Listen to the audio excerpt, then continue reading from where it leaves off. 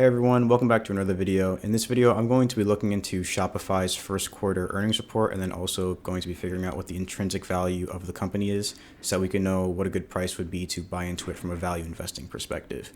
We can see from this chart right here that Shopify is down pretty substantially over the last few years and quarters.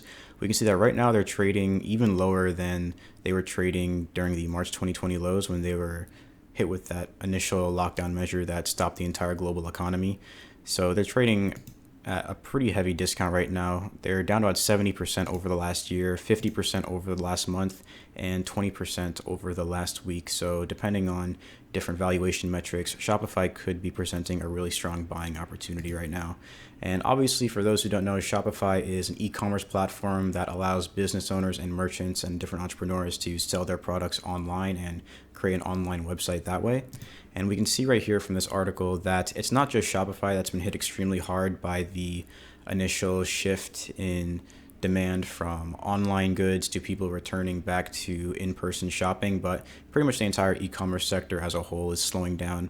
And it's not just the shift to in-person spending, it's also the obviously record high inflation rates that are the highest they've been in the last 40 years, and then also the absence of the stimulus benefits that really helped a lot of these e-commerce businesses grow really rapidly during 2020 and 2021. And so all of these things in combination have pretty negatively affected Shopify's earnings potential recently. We can see right here from their first quarter earnings report that this is their income statement, and they're comparing their results from the first quarter of 2021 to the first quarter of 2022. And we can see that their revenue has actually increased about 22% year over year from the first quarter of 2021 up to about $1.2 billion. And this might seem pretty impressive, but if we actually compare this to the growth that Shopify experienced from the first quarter of 2020 to the first quarter of 2021, it's really not that impressive, because if we remember from the first quarter of 2021, they actually experienced revenue growth of about 110% year over year. And that was driven by stimulus and lockdown measures. So compared to that, I mean, 22% isn't really as impressive as 110%, obviously, but it's still a decent revenue growth rate for Shopify at the moment. Also, we can see, if we look down a little bit lower here, that they had a net loss for their first quarter of 2022 compared to net income for the first quarter of 2021. But this net loss came primarily as a result of a $1.5 to $1.6 billion net loss on their equity and investments, as we can see right here. They basically had a loss of about $1.5 billion on unrealized and realized gains on their equity investments. And that was one of the main contributors to this net loss that they experienced for the first quarter of 2022. And then on top of that, we can see that their net income per share came out to be a loss of about $11.70 per share, compared to net income per share of $10.21 per share just a year earlier. But this metric is not really as accurate, because as we'll see later on in a couple of different financial statements that they provide for us in this earnings report, they ended up adjusting this earnings per share amount by taking into account some of the one-time expenses that they're incurring as a result of different things like preparing for future acquisitions, as well as increase in research and development costs and restructuring costs for their business moving forward. And if I scroll down here, we can see their balance sheet compared to last quarter ending December 31st, 2021. We can see that their assets have actually decreased from about $13.3 billion to $11.8 billion total. And then we can also see that their total shareholders' equity has also decreased from about $11 billion to $9.7 billion. And that came primarily as a result of a decrease in retained earnings, as well as a decrease in their cash and cash equivalents. And if I scroll down here, we can see their statement of cash flows, which will be a good segue into the discounted cash flow analysis I'll do after this. And we can see that their net cash provided by operating activities for the first quarter of 2022 came out to be about negative $53 million compared to a cash inflow of $135 million in the year before March 2022. And then also with their investing activities, we can see that they didn't invest nearly as much this quarter as they did last year, with about $1.6 billion in investments. And that mainly came because of a maturity in marketable securities, as well as the fact that they didn't buy nearly as many marketable securities this quarter as they did last quarter. And then also lastly, we see their cash flows from financing activities, which ended up being what looks to be an inflow of about $6 million compared to an inflow of about $1.5 billion just 1 year ago. And so as a result, the net change in their cash came out to be about $51 million, a decrease of $51 million. And then lastly, we can see right here, this is where they made those adjustments to their earnings per share amounts, which are the amounts that they actually presented to their shareholders during their earnings report. As we can see right here, the actual earnings per share of 20 cents per share.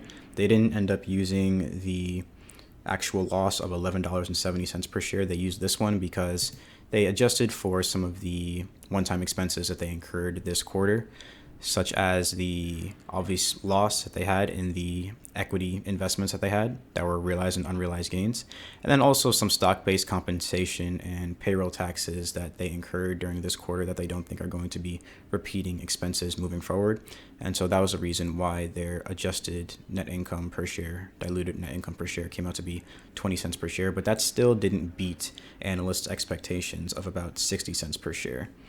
And from this, I mean, we can see that their business at the moment is not doing as well as it was in the future, but there are a few things that Shopify is doing to try to combat some of the slowdown in growth. For example, if I scroll up a little bit here, we can see that they're planning on acquiring a new business called Deliver, which is basically going to help them improve their supply chain management for their merchants and customers who use their platform.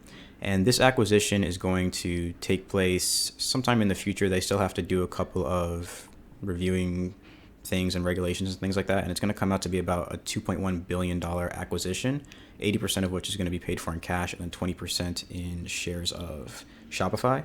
And then on top of that, they announced a 10-for-1 stock split for their shareholders recently, and they're going to be voting on that in June. And so that's obviously going to attract more investors, because if the share price is cheaper, then a lot more retail investors are going to be able to buy into Shopify, and that's probably going to end up boosting Shopify's stock price, at least in the short term.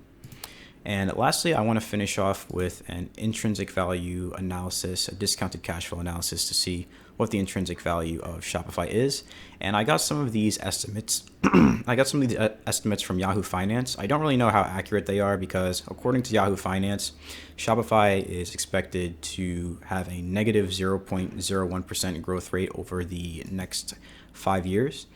And so I'm not really sure exactly how accurate that is, but we could switch these metrics around a little bit to see what the intrinsic value would be with different growth rates. And then everything else, like the cash flow for 2021, as well as the amount of cash currently sitting on their balance sheet. If we take all of these metrics into account, we can see that the intrinsic value per share is estimated to be about $100 per share, which compared to their current share price means that even though Shopify is now trading at pretty much like all-time lows since the first initial crash of 2020, it still seems that, according to these metrics, that they might be sitting at an overvaluation still at the moment. But if I were to boost the growth rate hypothetically to say like 10% here, like this, and then 10% here, we can see that that would only boost the intrinsic value per share of Shopify to about $130 per share. So depending on different growth rates that someone uses for Shopify moving forward, it could change the actual intrinsic value per share of the company. But time will tell. It's kind of hard to figure out what the growth rate for Shopify is going to be in the future, just because they experienced such a heavy influx of business as a result of the lockdown that now that people are moving back to in-person shopping, it's kind of hard to figure out what kind of impact that's going to have on Shopify long term. And then lastly, I wanted to finish off with a competitor analysis, and we can see I compared them to two of their competitors, Salesforce and Oracle. I was going to compare them to BigCommerce, but BigCommerce is not really as established as these other companies, so I left that off the list. But we can see that these metrics are kind of all over the place. It doesn't really seem like one business is really dominating any of the other businesses across the board. We can see that in terms of gross profit margin, Oracle is beating out Salesforce and Shopify. But in terms of net profit margin, Shopify is beating out Salesforce and Oracle. And then in terms of return on assets, Shopify is also beating out Salesforce and Oracle. So it seems like Shopify is definitely using their assets more efficiently to produce a return from their business, which could be a good sign. That's one of Warren Buffett's favorite metrics. But I'll definitely love to know what everyone watching this video thinks. Is Shopify a buy or a sell right now? Let me know in the comment section down below. Leave a like on the video, subscribe to the channel, and I'll see everyone in the next one.